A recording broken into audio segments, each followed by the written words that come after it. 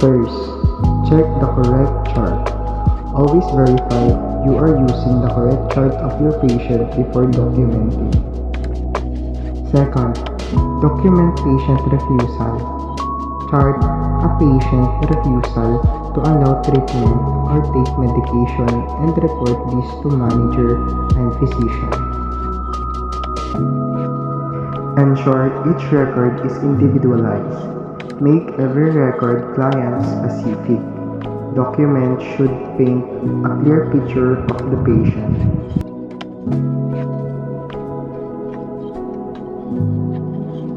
First, don't alter record. Never alter a patient record.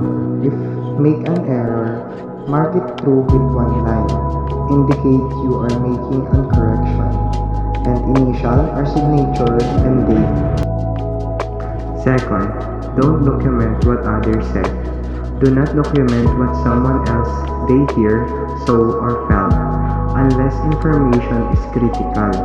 If absolutely needed, use quotation and properly attribute their remarks. Third, don't copy and paste.